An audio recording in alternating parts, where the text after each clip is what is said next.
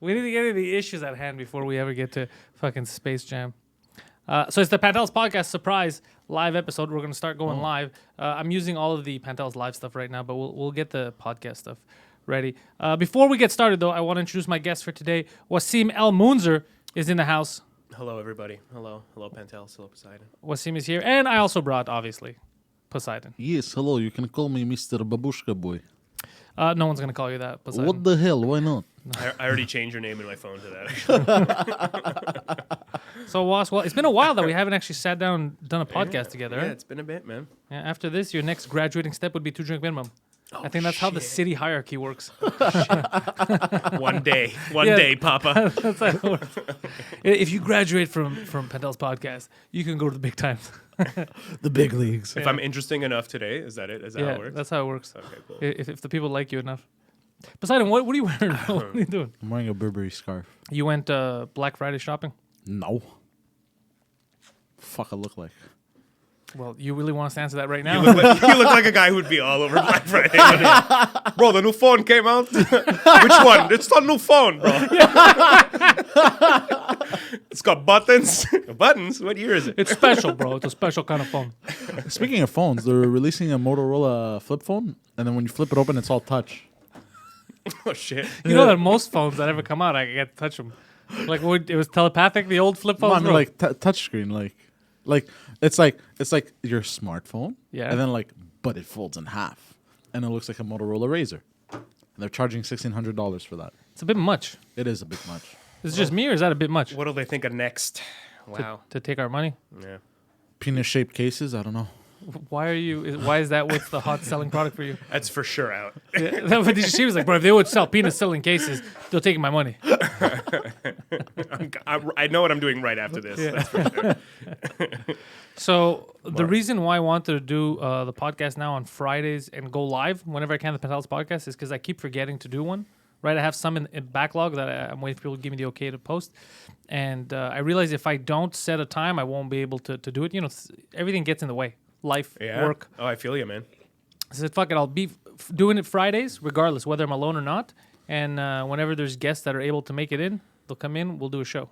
Happy to be here, my friend. So how you been, man? I didn't see you much since you got back from Scotland, Yeah, it's true. which you've confirmed to me is not Ireland.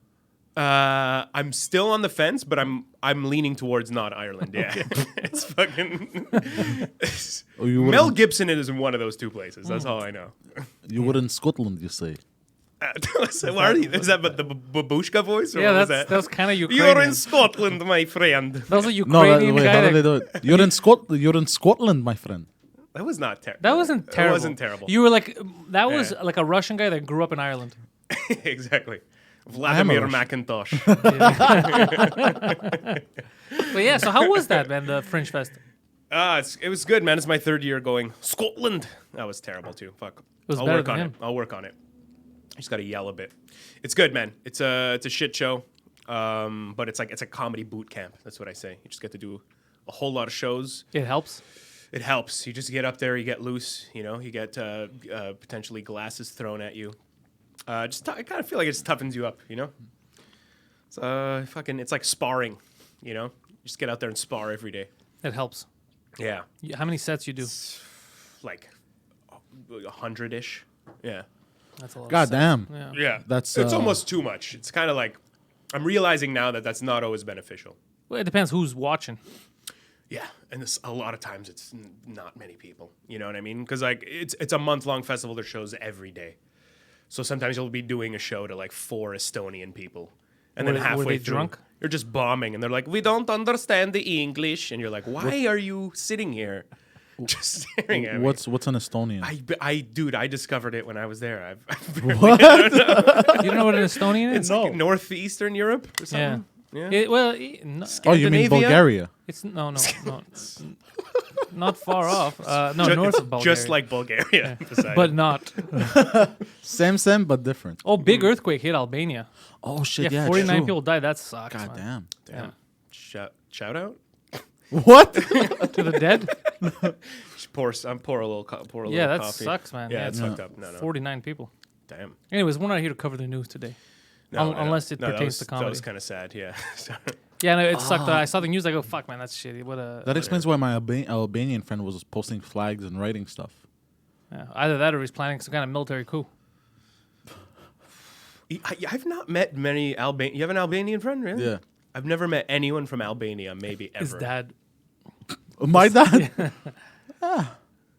I wouldn't be surprised. I wouldn't be surprised. No, I've met some Albanians. Yeah, it's there's a lot here in Montreal that speak Greek too. Really? Yeah. Oh, the lady that cut my hair last week turned out to be Albanian. Oh, shit. Yeah. Anyways, point is that sucked. But there's other news that sucked this week too, bro. Yeah. My buddy Mike Ward. Yeah. You saw that. Can I you saw read? it on the Metro, man. Well, we already knew behind the scene. We knew what was going on.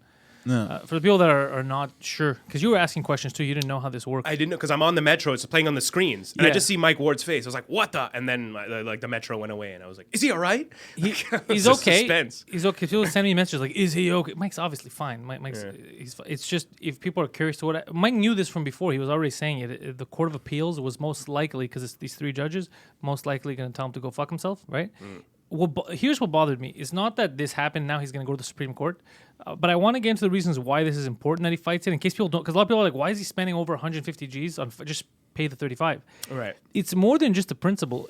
It's going to fuck over the rest of not just comedians, but any entertainer really, if this is something you could now do.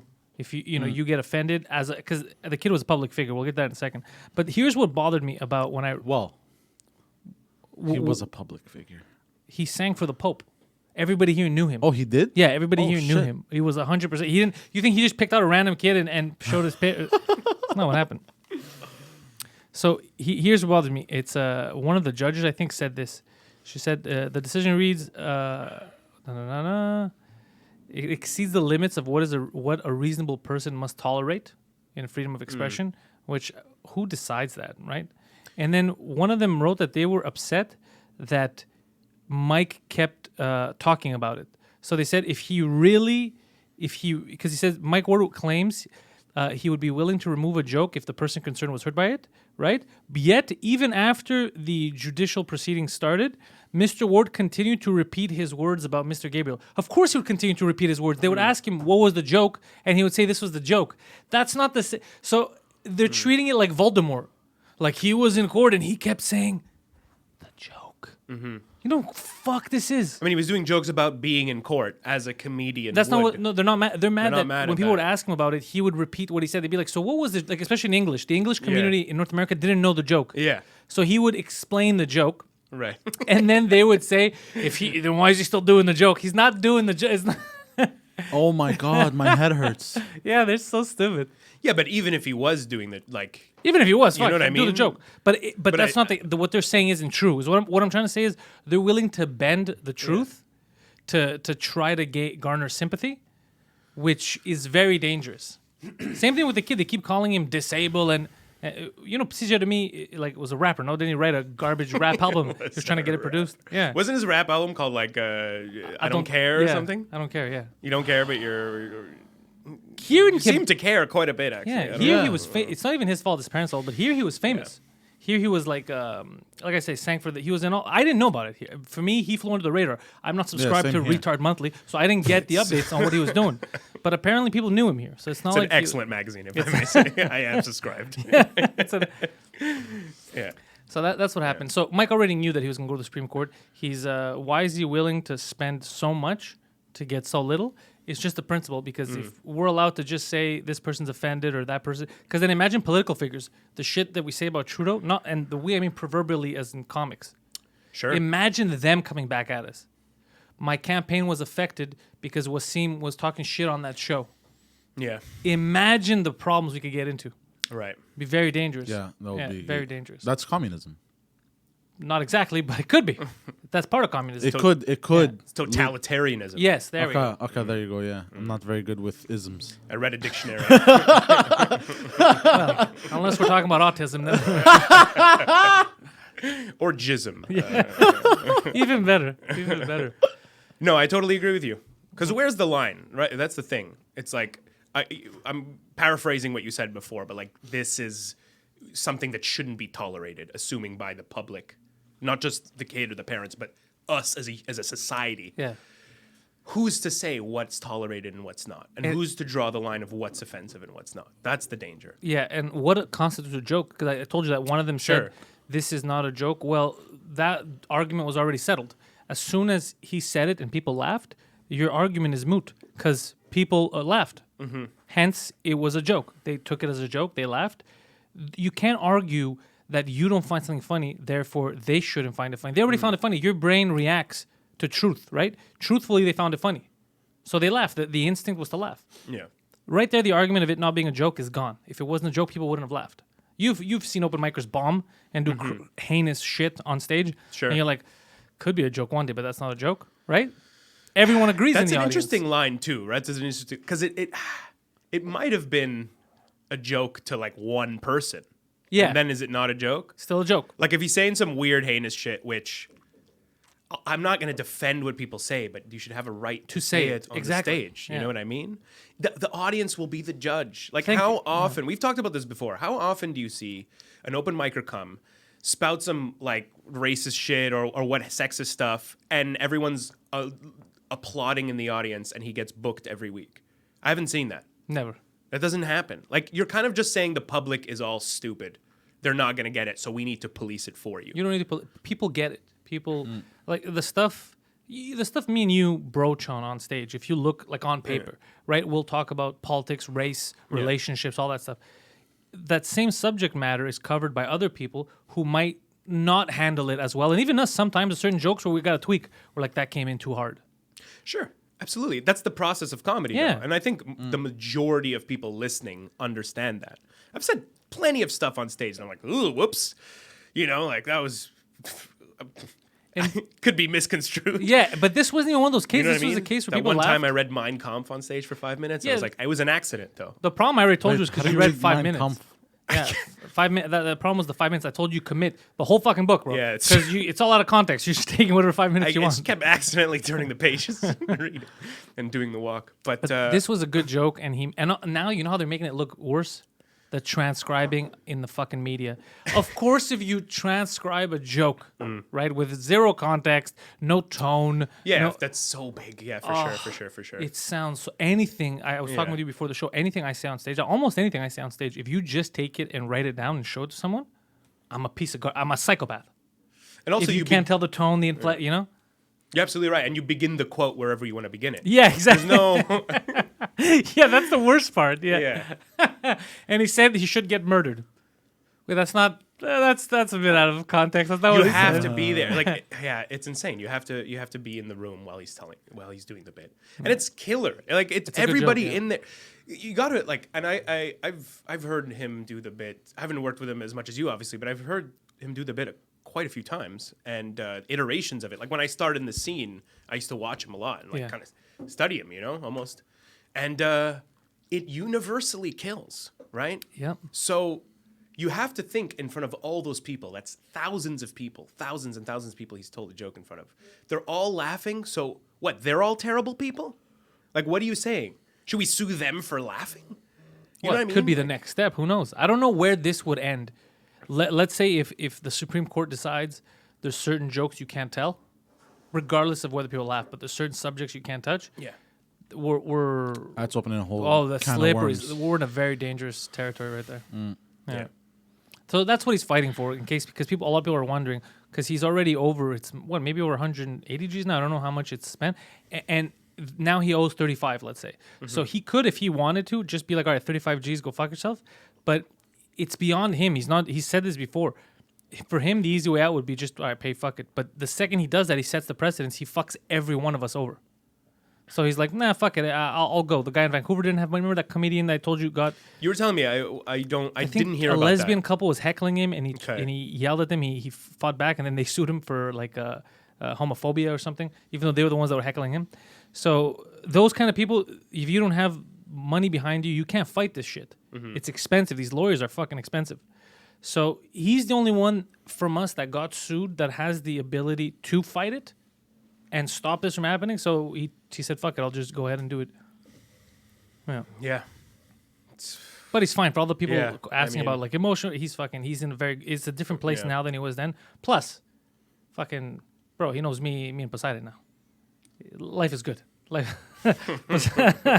Poseidon's out here ready to break legs. Look at him. That's how I felt when I met you. Look, I'm not implying anything, but accidents do happen in life. But I keep telling you, it's not even because people talk shit about that little kid. He's not fuck. I keep saying a little kid. He's an adult, but because the media calls him a little kid. Are you serious? Yeah, he's like 23 years old. Is he still called Petit Jeremy, or I have no is he idea. just Jeremy now? Now it's J Rock or something. I don't know. He's a rapper. Grand But J. it's not even him. People are mad at him. Don't blame him. When this started, the kid was young. It's the parents and the lawyer, the people. It's the succubuses around that want to do. Yeah. It's not like, what do you want the kid to do? If your mom's like, this is why people make fun of you. Oh, this is why they make fun of me. Not the retarded shit that I say. This is why they make fun of me. Okay. I like to call these people leeches because that's all they're good at. Yeah. So it's not him though. It's not Yeah. the kid's trying to make. No, a but career. the people around them, like they're Sure, legitimate fucking Yeah. leeches. Yeah, the mom also asked for Yeah. an extra 7 Gs for her, and that her. she lost already, punitive damages. And they go, you can't now. Family members can't say I'm offended that he was made fun of. Give me money. The judge was like, that's a bit too much. Why was she asking for 7 Gs? She needed a new boob job or something. Her husband No. couldn't get it. She lost her self-esteem because of the kid. Yeah. So. No, she just said because Salt she in was them offended too, titties. that he was offended. Really? So by association. So right now, like the shit we talk about your dad. Imagine if you wouldn't sue me and Mike for bullying you. You'd sue me and Mike for making fun of your dad, and get him some money, and you on the side because you're offended that it's your dad. That doesn't make any sense. Well, I thought you were. He's like, I'm getting ideas. I'm on the phone with my lawyer right now. Cha-ching! Gonna open up some more of those pockets. but no, everything is good, and hopefully everything goes well in the Supreme Yeah. Court, and Right. we have some semblance of freedom of speech in this country. Yeah, props to him for fighting that. Honestly. Yeah. Yeah. Absolutely. I'm glad he's fighting. He's a fighter. Yeah. Well, no matter what he wanted to do, I'd have his back. Like no matter what he Yeah. would say, fight it, don't fight it. Man, I'm cool. The only other option, I don't know if it's a real option. I don't know how this works, but when this happens, and you decide, okay, I'm going to pay the person. Do you have to pay them everything one shot, or can you do installments? Because I thought the funniest thing would be is if he could do $50 installments forever, like for each month. I think to me that's funnier than anything else. Only you would think of something like this. It's like he That's goes to the great. Supreme Court, he loses, and he's like, all right, you guys want to fuck around? Hold I'll on, give him let- $50 a month. Let's make a calculation. It's $1 a day. Make-A-Wish Foundation. That would be amazing. The price of a cup of That's coffee. 700 months. That'd be great, bro. Definitely by then he's dead. It's 58 years. He's not gonna make it. It's wild. And Only- also, only too, like, you would think of something like good this. no, it's a great idea, actually. Yeah, it's fantastic. You should talk to Mike's lawyer. Honestly, you should get on the phone with him immediately. Yeah. That's wild. Because Yeah. that's another thing is like just the arbitrariness of the amount of money. Yeah. So what it's like. So okay, so you offended this kid with what is it, Treacher-Collins syndrome or something? Yeah. What if he had like a worse? Yeah. Is there a disease? scale? You know what I mean? What if he had one leg? Is that like another 20 but G's? how Like, do The you- what is pirates it? have no rights in Exactly. this country. How do you even gauge the money? That's weird. why it's complicated. It's It retarded. opens up a huge can of worms. Because then where does it end? Let's say if in terms of being offended, right? What kind of shit would we hear? Remember when we were in school? Teachers. Oh, yeah. Some teachers Oh, yeah. verbally fucking harassed us. Those are the best ones. Worse than fucking like my friends would. You know what I mean? Like I've heard some crazy shit from teachers. I'm not gonna go and sue them and be like they hurt my feelings back then. It's like, yeah, but clearly you're a fucking adult. Your work, you're fine. You can't just go back and be like, well, my feelings were hurt. We can't open that up. I find it scary if you could get offended and It's sue. very dangerous. Yeah, It's very dangerous. it's very, very dangerous. But honestly, though, I think, you know what I think? A law should be passed that if the person deserves it and there's a vote, Like A beating. undesirables. Oh, okay. a beating. You're No, going no, somewhere no. else. You're Just beating people into sense, basically. Like, yeah, I don't know if I want to. Then we turn into China. I don't know if I want that. Well, can you repeat that? They beat. He so said if the enough laws people passed- vote, if So- enough people vote for it, you're acting too stupid. We'll beat the shit out of you. No, so let's say me and Wassim, we get Okay. into an argument and he's in the wrong. Yeah. I should get a free pass to like smacking him or something. Yeah, that's schoolyard nonsense. That can never pass in a country. Who's to say I'm in the wrong though? You know what I mean? Yeah. Yeah, that's true. No, I don't want. I want freedom of expression, freedom of speech, and I people talk shit about me too. I don't want them to talk shit about me, but I want them to be able to. There's a big difference. People talk shit about me to my face. No one's surprised. I'm sorry about that, by the way. It's your mom. His mother's like, get the fuck out of here. Nothing personal. Yeah. No, but I obviously nobody likes getting made fun of or people talking shit about you. But I'd rather live in this world than a world where I know I can't or they can. That's scary. Like, oh, I said the wrong word. But also it gets to a point where it doesn't even affect you anymore. Oh, are you saying if I care or not? No, like being insulted or people talking shit about you. Like it's come to a point where I've gotten so used to it that But that's us. I'm very used to it. Yeah, I don't and care. I might especially actually growing release, up in Park X, release a elementary. rap album called I Don't Care. That's how much I might do it. I'm gonna. It's gonna be like a joke, like HA. I mean, don't care. It's gonna be like I'm laughing at it. You know, would be hilarious. Did you listen to his album? What if this kid's rapping and he's like using the N-word and shit? Well, yeah, we so find out funny, he's dude. really, really racist. There was that porn star Riley Reid. so funny. She rapped and she was saying the N-word every like 3 words. Is she not black? She's white. No, She's whiter. She's as white as that wall. If But you've been what she- DP'd by enough black dudes, You're allowed. She got, say a it? she got a hood pass. Wait, what was she? Good pass. 3/4 of the hood fucked her. She could say that. Yeah, no, but also context matters. Like, what was she saying? Was she like, "Where my niggas at?" Or was she like, just property value and get in my neighborhood? Like, what was she saying? No. Because there's 2 different fucking. It was the first one. Oh, she was just like singing along and Yeah, stuff. yeah, yeah. I'm not saying it's right, but at least she wasn't spewing like fucking, crazy fucking nonsense. But that's it. Like it Me, I give it a Fuck. pass because she's got a fat pussy. What do you don't get to give it a pass. Preacher's allowed to give pass. Abba could give passes. You can't give it. You're not black. You can't give her a pass. I give it a pass.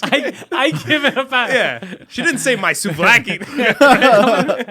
Next time, I'm gonna tell preach. I'll be like, preach. I don't know if these decisions you're making. Have you run it by Poseidon? Have you run these decisions by Poseidon, President of the blacks? Goes Al Sharpton, Poseidon, Reverend Jesse Jackson, Poseidon's right there, squished in the middle. and Malcolm X somewhere below Poseidon. Oh fuck! I want to. If Is he this was bad still for the alive. culture? What would Poseidon say? It'd be weird if they just voted you as an arbitrary. Like I'm Yeah, black it's man. good, man. I don't care. Me, I like the song. Good rhymes. I like how they rap these guys. Well, I grew up on Tupac and Biggie Smalls, bro. So. They It's true. That's all I listen to. I know. Yeah, obviously. you and everyone in our generation, Yeah. man. It's a Yeah. generational thing, Fair senor. enough. But yeah, no. Here, I wanted to tell you about like a good example of like people being offended at only specific things, right? 2 years ago, I was hosting this golf mini putting tournament in Vegas. I remember that. Yeah. It is ridiculous. I won't get into that. It But was- we hookers should. involved. We should. No. It sounds stupid, but this was a real, legit paid gig. It was. He was that guy with the mic that goes, "And next up," that was him. It was my biggest payday to date, perhaps. Crazy. Oh, yeah. shit. Vegas, baby. it was Vegas. Yeah. Yeah. It I just want was- to preface that because he made it sound way more low budget than it was. But this is what It Wassim was we're Guy talking La about. This is not- Liberté who yeah. funded it. It's not actually. Poseidon. Who We're talking about funded Wassim. Guy La Liberté. He's the guy who owns Cirque du Soleil, right? I think so. He think. owns something. Anyway, He's about freedom. it was guys from Quebec, and they wanted I to. like that. They wanted to. They're all like golfers. They're all rich dudes, right? Guy Freedom. And they wanted to do something like major series of what's it called? Fucking World Series of Poker, but like for putting. Anyway, I don't give a shit about golf. They didn't. They hired me and like really quickly realized they didn't need me at all. They were like, "Why the fuck? What was did we that bring this laugh? dude?" I don't know. But it was ridiculous. They contacted me out of nowhere on Facebook to where like I'm sure as a comic you get random messages. Oh, can you play All the like time. my can you play a set in Cremazy Metro for my friends? You're like, what the What? Random shit. It's just like ridiculous people asking you to do the dumbest shows. For Bro, I have the free. sushi bar. You want to come and do joke at the sushi bar? Yeah. And I was like a comedy night? No. People are eating and you're telling jokes. I'm not Sinatra singing, you dickhead. Like, you need to... Yeah. I can't just... Ugh, fucking moron. It's not the same thing. Yeah, oh god, I could go off on that for a while, but like these people are Because like so someone's stupid. singing, it can play in the background. And you can still like have a conversation. But jokes, you got to listen to the jokes to get them. Absolutely. You can't. Even when there's like a dinner and a show thing, there's a reason that it's dinner and then the show. Oh, dinner during the show is that's how you forget it. know that you're fucked. The second Yeah. you're like, no, they're eating while you're on stage. That's how you don't know what you're doing. Yeah.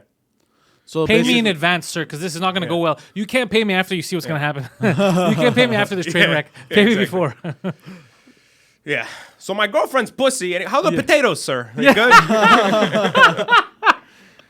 Need salt? What do you need, sir? Yeah, what do you need? Yeah. So yeah, you were saying about So I'm the golf. commentating, right? All day, basically. I'm just commentating. I have to like, they're like, commentate on putting, but also make it funny, but also be serious, and also like be a good commentator and all the pertinent information, but also be write jokes every 10 seconds. So it was like, I don't know what the hell I was doing. I'm riffing, all right? I'm trying to make stupid golf puns. These are all old rich people, you know? He opened So- with, "What's up, faggots?" I'm like, what? They loved it, actually.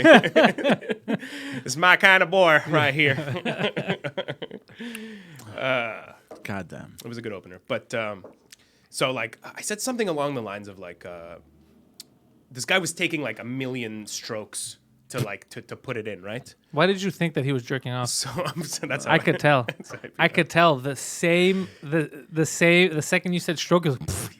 well, to be fair, I did say the word stroke while putting both my hands in front of my crotch. So fair enough. And that is to scale up here. But so the guy's taking, and I'm just going. So it's like, you know, I'm riffing, and I just go, that took more strokes than I'll inevitably have if I continue with my current lifestyle. That's just that was that's my fine. comment. That's a good joke. Guy goes, oh, I like that. That was funny. The guy who it happened to tells me this, right? He comes to me after. He's like, oh, you're commentating. It's funny. I like some of your jokes. Oh, thank you. Next day, same tournament's going on. A guy's about to win. This guy's crushing it. He's about to win. A different guy. This is mini putt. This is I just when want you to. say it. I just want to be sure that we're talking it about the same reminds thing me of because how he's dumb it crushing is. it. These are adults playing mini putt, right? Let me correct you. This is just putting. There's no mini. Okay. Just putting. There's no like clowns or like windmills or whatever. Yeah, I'm the problem. Interesting. Okay. This was very serious, Pantelis. All right, nothing absurd. And then I go. So the guy's about to win. It would have taken him if he did put like 100 strokes. Maybe he would have lost. So I go. Nothing short of an epileptic seizure would stop him now. That's great. Right? That's all I say.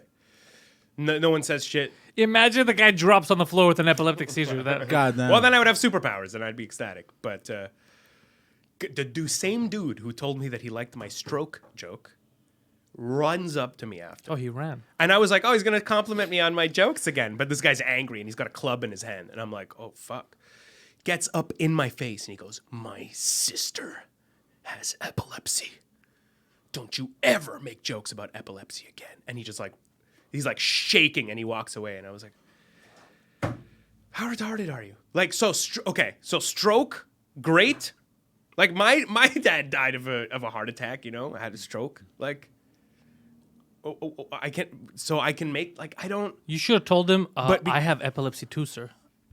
Or you should have said That's what I'm- epilepsy. Should have told me that before I fucked her. That makes more sense. That's what I thought I was just making her come really hard. Turns out it was a seizure. Thought I was crushing it. She was dying. I needed to stab her with an EpiPen, not my dick. Wait, so he was that mad? Because it affected him. Yeah. What a perfect example. You know what I mean? Like insane. So like I'm literally two different jokes about two different ailments and one is unacceptable because he was personally affected by it and the other is totally fine. Yeah, that's how people are. Hypocrites. So there you go. Where's the fucking line? You know what I mean? Like who's to decide? Everybody has a different line of what's and people get offended at the dumbest. The dumbest. I've told you this before, right? I was doing a show once, and I have a joke where I tell a story, which is a direct quote of what somebody said to me as a kid, and he says, "Go back to Afghanistan, you dirty packy." Yeah, right? I love that joke. Which I always found hilarious, and I kept that, you know. And then I had like a whole bit and a whole story about that. And afterwards, I was told by the showrunner that an audience member was extremely upset that I said the word packy. White girl. Obviously. Oh, her. She was upset. Yeah. Of course. I've been calling them Indians my whole life. This guy made me look fucking stupid. You get him off the show. What a bunch of fucking clowns. It's absurd. So like, you know what I mean? That's why yeah, you got to give props to Mike because it's like that could be like, you know, what if in this insane hypothetical totalitarian scenario in 20 years, like I'm canceled because I said the word Packy, even though I'm making fun of racism too. Yeah. That's the ironic part. Yeah, you could be shitting on racism, but like you say that word and that's it. Yeah, but that's Yeah. why it's very hard if it's just transcribed. Like Yeah. you need to be. Look at the shit I say. Taking out of context, horrible. If you don't know me and you just take, you're like, oh fuck, this guy's. You know, it's so easy to do that. Some of the shit I say is crazy. Yeah, take it out of context. No build up. It's fucking crazy. What are my Kinda Saudi crazy. Arabia bits? All that shit. No, all you have to do is just spend a day with me, and you're like, this is a Nah, madman. you have problems. You have that. They know. But it's even me. It's all Some relative. Yeah. who was it that was like fucking? Oh, you're gonna let them make joke? He's making fun of Greeks. Yeah, of course. I was making fun of him. So of course I'm gonna laugh if he makes fun of me.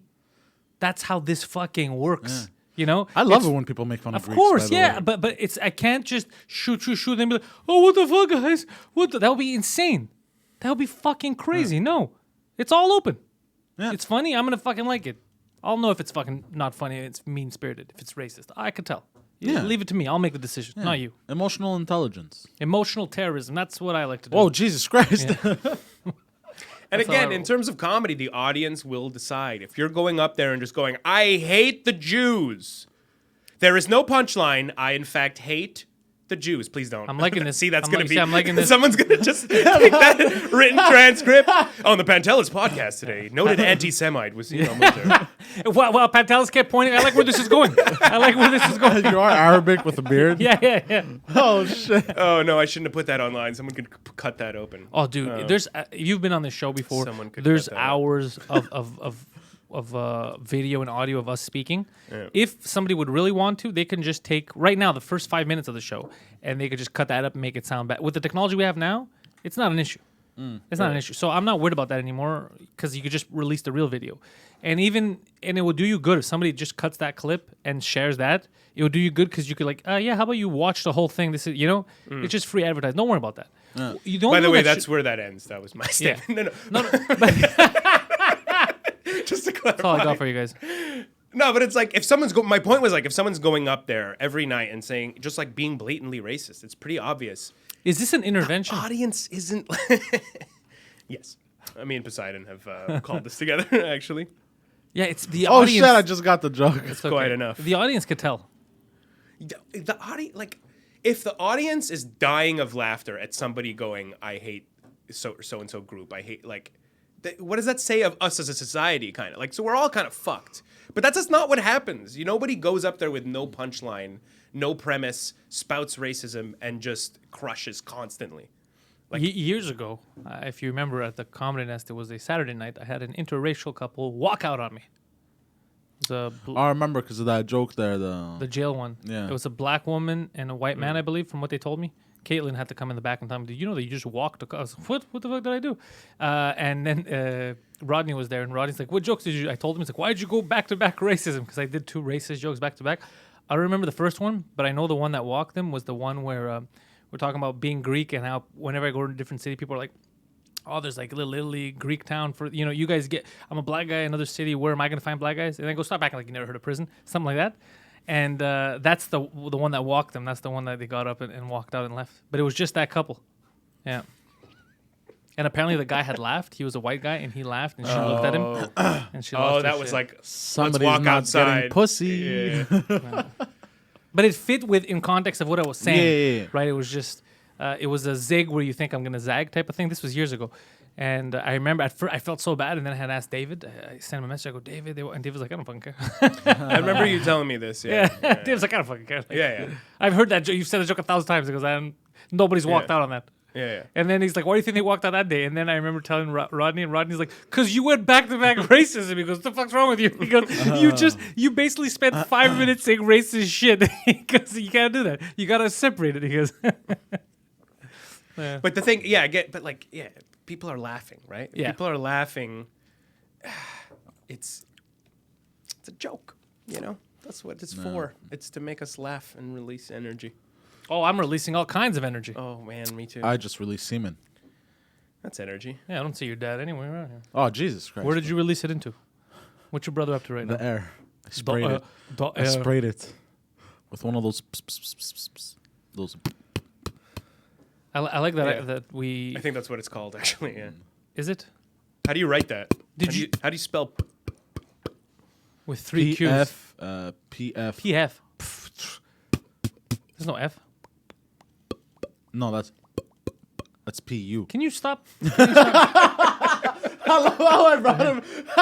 I dragged him into my madness. I'm sorry, I encouraged him. I encouraged him a little bit. I'll be. You've been watching any Netflix or anything like that? Any streaming services? Here and there. Yeah. Because we were talking about Scotland before. I watched The Irishman. Oh. Yeah, it Ooh. doesn't really have anything to do with Scotland or the Irish, but I saw it. I watched it yesterday. But it was a man that was Irish. Yeah, they were all Americans basically, but Italians. American Irish. Yeah. Did you guys? Anybody watch The Irishman? Very long, 3.5 hours. Oh, Lord of the shit. Rings. Lord of the Rings type of shit. I didn't watch it. Yeah, it's like Lord of the Rings with De Niro. Oh, fuck. Give me the fucking ring. You know, it's like that. Oh, I told you to Frodo. throw it in the fucking fire. Yeah. That'd be a great mashup movie. That needs to be made. These fucking midgets. These fucking hobbits. How they gonna walk? They don't even have any fucking shoes on, bro. Your feet are disgusting. Cover them up. When you come into my house, you put on shoes. What the fuck kind of beard is that? Santa Claus, shave your fucking beard, huh? Like Oh, that. who smokes from a pipe that long, bro? Stuff like that. It was great acting. It's all the Yeah. guys that you like growing up, like all those movies, the Godfather-esque. I think that's what we'll call them, like Godfather-esque type of Yeah. movies, the mobster films. So it was fun, but there was some stuff I didn't like about it that people didn't mention online. There was something off with the color. Like the lighting seemed a little off. Were they in New York? Listen, bro. That could go a few different ways. Because I've seen a lot of movies based in New York full of these colors, bro. You got to set the contrast. Are you watching it at night? What's happening? Are they smiling? Are they not smiling? Was it? Did it have that grimy setting type of? No, it's because it was back in time, Okay. right? So, it was never really. It was kind of present time, yeah. But even present time, the color was off. It was just trying to make it look a bit grainy, and like I think yellows and blues would pop more, but other stuff would be toned down to more gray. It was a nice thought, but it just always threw me off. I was like, wait, why is this? Whatever. But it's a small little pet peeve. What- But Jim Norton was in it. What years does it represent? Right. Yes, Yeah, he yes, played yes, like Don yes, Rickles, basically. Yes, I heard that. Yeah, it was- I definitely want to see that. Maniscalco's in it. Maniscalco plays him. Here's the bad thing, man, about Maniscalco is the mobster that he played, which was a crazy mobster. He's only in it for like 5 minutes, but because I know him as Maniscalco, it felt like a parody to me. You know, him walking God. like, what the fuck? And I was like, bro, I can't take this seriously. if that was a mobster trying to intimidate me, I whip my dick out and piss on him. Like it didn't feel intimidating at all because of how we know him. Yeah. You know, but he's a good actor too. Like they were all everything. It was fun to see Jim Norton, but it was a very good movie. It's just long. Nice. Like you got to sit down for that. It's Yeah. a marathon. Yeah, I wouldn't want to stand for 3 hours. That's for sure. It's one of That's those. cool. Yeah. Tell me what you're gonna ask. No, I heard that they, because De Niro's what, like 80, 1,000? Oh, that's why we're How talking old about is he? this. Yeah. I know why I brought this up. So the deep fake shit that they do. Right. So, Yeah. dude, you can't really tell. Like people are like, oh, I kept looking at his eyes. To be honest, they did a very good job with that CGI shit. Unless you would actually actively think about it and be like, wait a second, De Niro's not that young. You wouldn't be able to tell that they did CGI. It's getting that good. Really? Yeah, Wow. all of them, because they're going through different times in their lives, right? So they look younger, older. Pacino's the only one that pretty much stays the same because he's always in the same generation. But everyone else, it shifts. Interesting. It shifts from like old to older and really old, Wow. basically. Wow, that's amazing. Yeah, they did a good. That's why I think the color thing happened. It's much easier to warp their faces and then apply a filter over everything to make it look uniform so that the faces don't pop. It's kind of like a picture. If you're doing Photoshops, if you add a layer on top of it, it's easier for the eye to see it as one instead of you noticing all the differences. So basically, actors will be able to play themselves now, younger and older. Yeah, dude, they could basically, like in video games, how, like I saw the guy who was, he's an actor, you know, Guillermo del Toro? He's in that new Death Stranding game, but they just took his face and his voice. All of the acting, even though it's his body, they had mocapped it. It's a guy who does motion capture, a thin guy, an athletic guy who does it all, and then they put it in that 3D Really? skeleton of the real body of Del Toro, and so he never has to do any of that shit. They act for him. So Holy in the crap. future, you can have, like, let's say you really like De Niro, they're going to be able to match the voice and all that, and you could just fake it.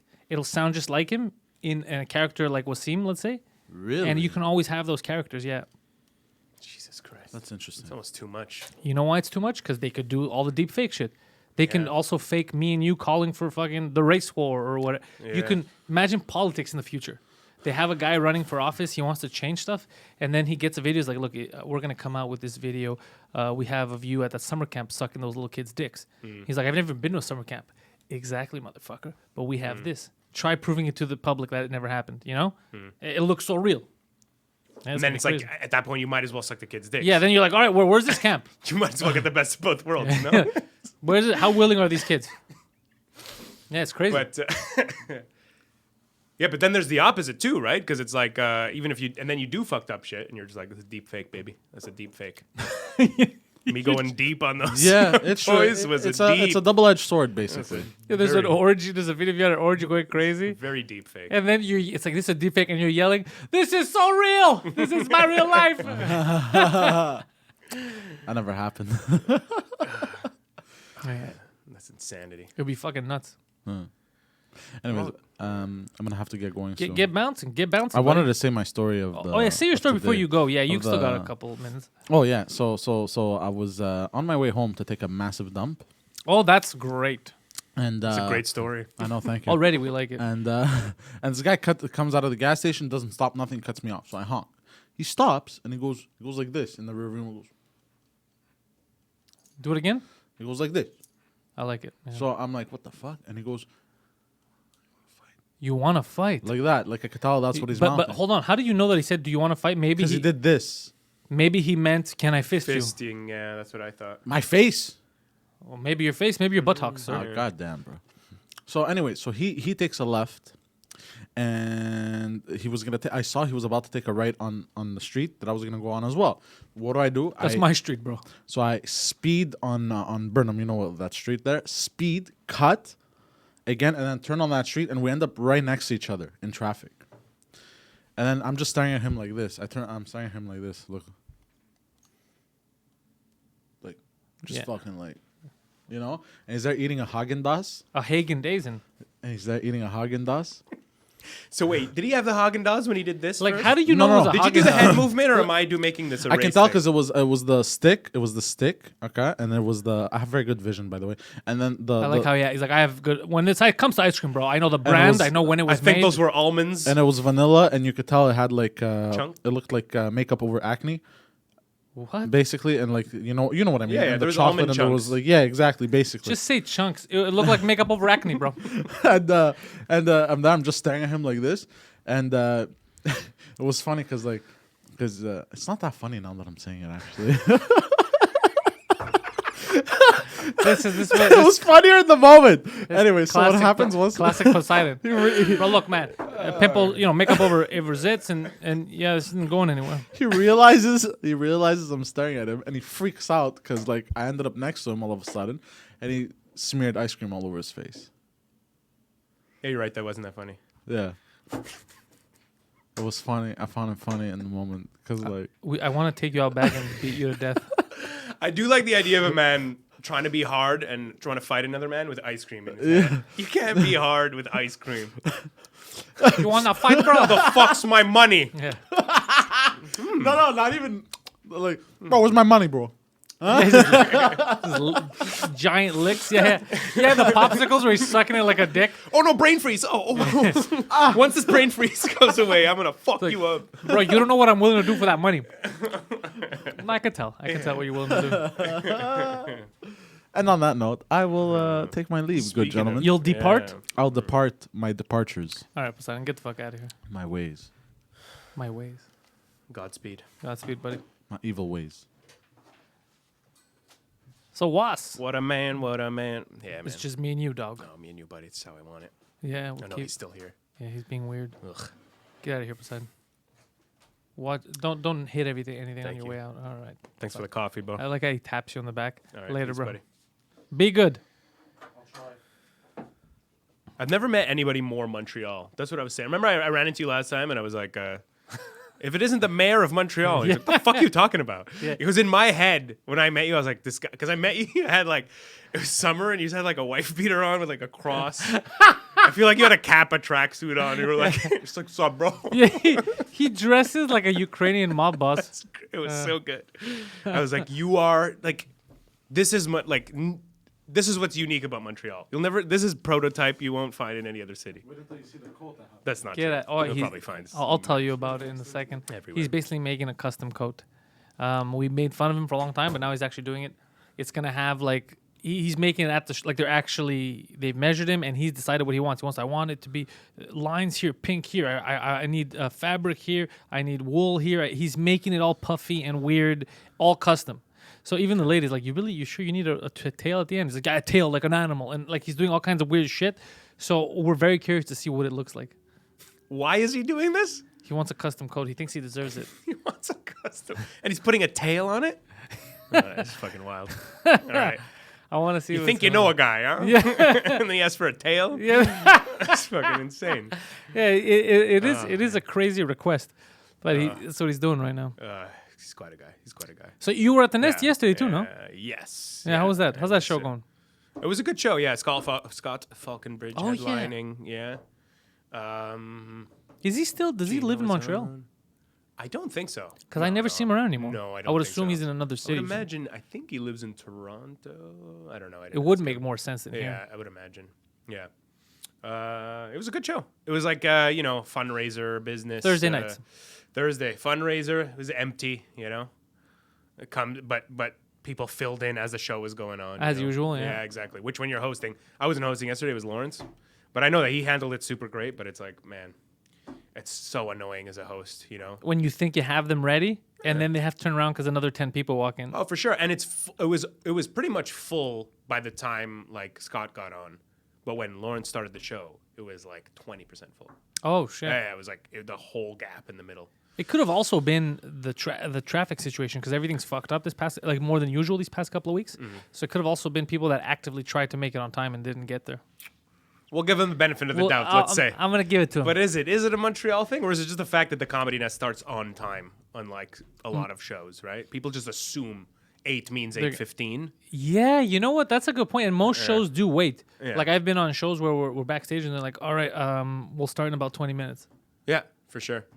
So- And if you're going to see like a theater show, that's how it is. Like if you're going to see a theater show, the ticket says 9:00. It's 9:15. Oh, really? I didn't know that. Generally, I never from my thought about it. experience. Yeah. Of watching and performing. Like that's like it's not to the T. You know what I mean? Yeah, but the Nest doesn't fuck around like that. No, and I think that's good because they want to just to keep it consistent. And of course, you have a second show on Fridays and Saturdays. So Yeah. if you start past 8, that messes up the whole. The staff has to clean and everything. You want the room ready for 10:30. So I would love for the Nest to do something that I don't think they can, but to kind of like that LA thing where instead of having the separate shows, like let's say an hour and a half, you would only have like let's say Mondays, it would be like a 3-hour window where it's 15 minutes each, but it's all different comics, 15 minutes each covering the 3 hours or something. There's different spots. So people could walk in and watch like 3 comics, yeah, 45 minutes, right? And then leave and other people, kind of like how they do at the Comedy Store in LA. But I don't think Right. it could ever work at the Nest because every other show they have is all a timed, closed-off show, like an hour and a half, an hour and a half, an hour and a half. So it'd be weird to have one night a week where it's just a free-for-all. yeah, absolutely. It would be something they'd have to try, and then they would have to see like how that works. You know what I mean? Yeah, But- well, they're open 7 days a week. I don't think they need to try my ideas. They know what the fuck they're doing. yeah, it's doing great. Thankfully. Yeah, what about you? You been leaving the Yeah. city at all? Leaving? Yeah. I was in Toronto a couple weeks ago doing Absolute. How's that? It was good, man. It is like it has a reputation of being like a notoriously easy club. And Yeah. Absolute Ottawa particularly, but Toronto has that reputation as well. Is it? I found it was.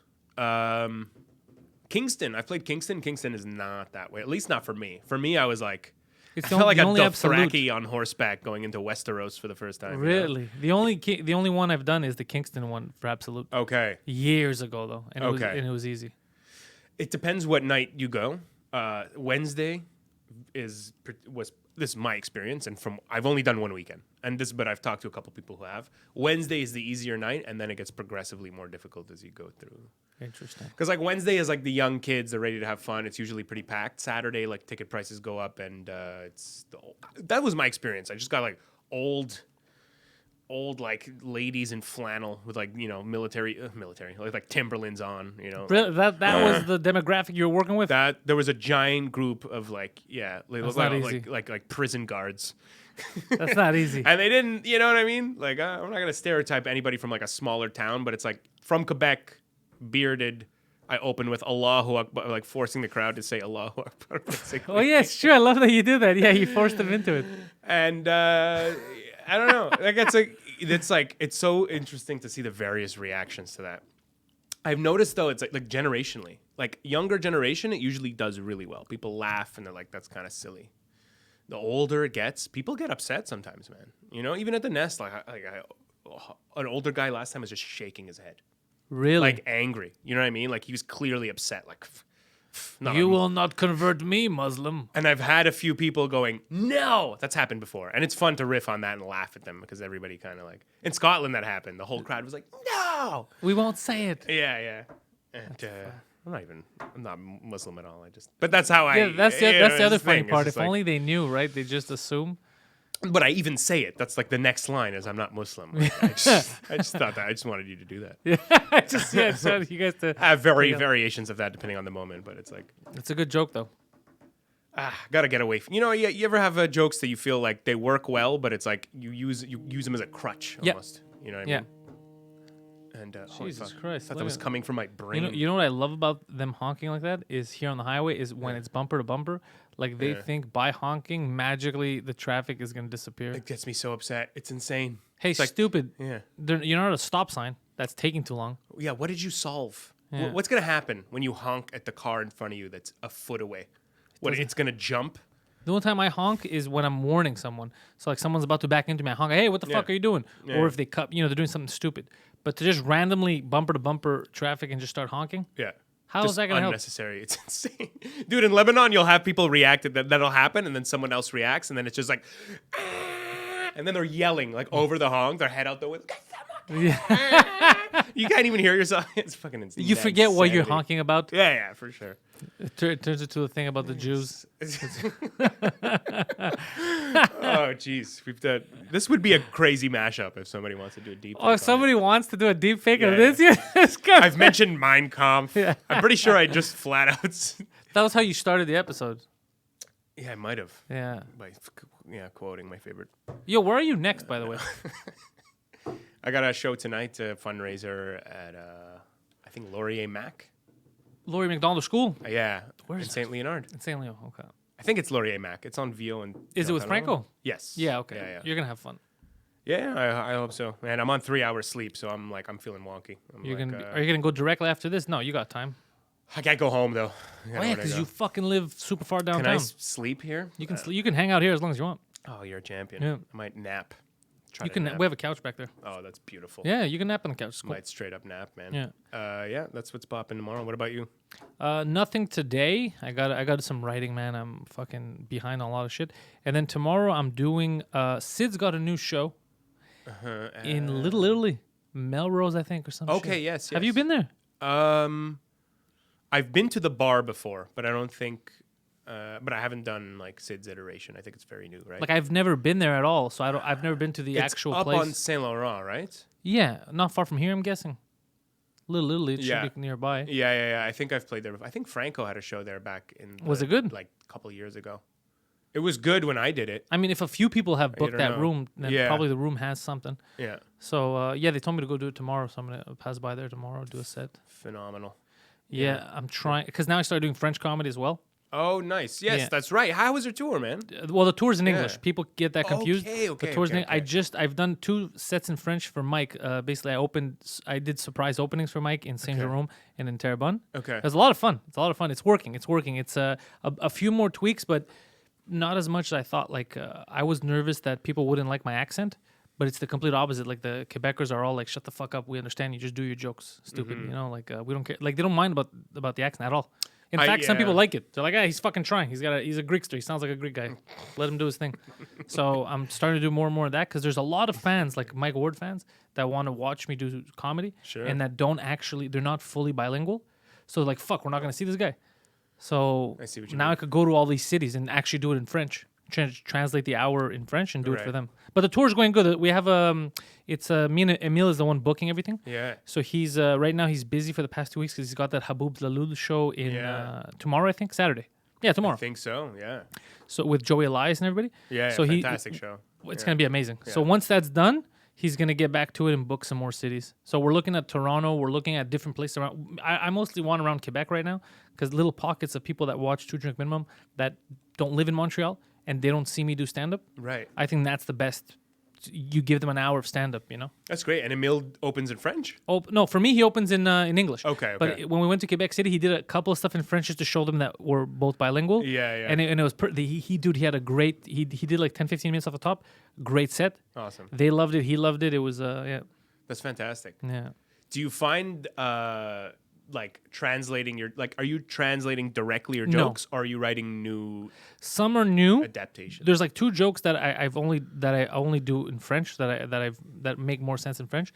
The rest is direct translation, as in not word for word, but the joke in essence, the punchline is the same, but you have to restructure it so it could be funny in French, because just the way the language is, if I say it directly, I ruin the punchline. I give the punchline away before the setup. So little tweaks like that. Right. Just to hide it better.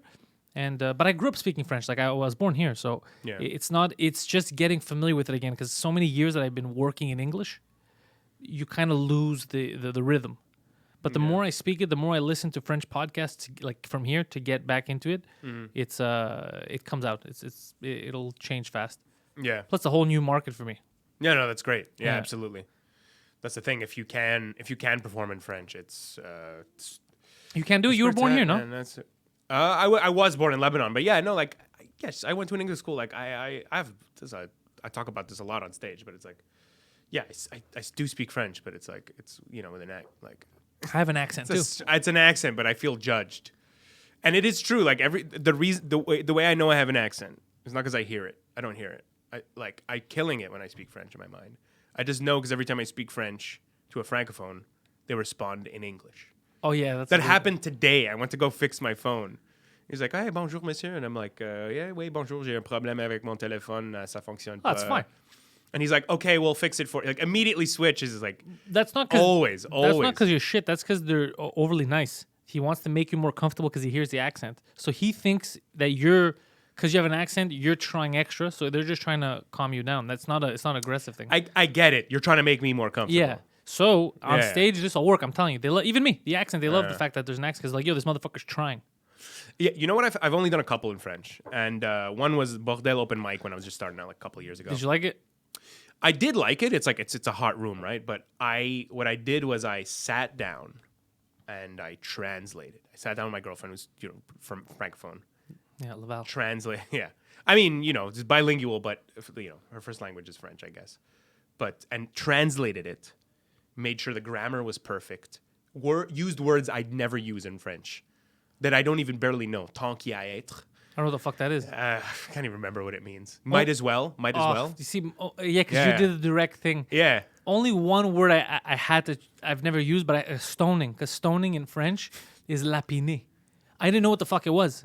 And I hate saying stoning when I'm speaking in French, like just changing one English word because the whole thing is in French. Right. So, and then even now, like sometimes I forget it because I'm like, lapiner. It's such a weird, it doesn't sound like stoning to me.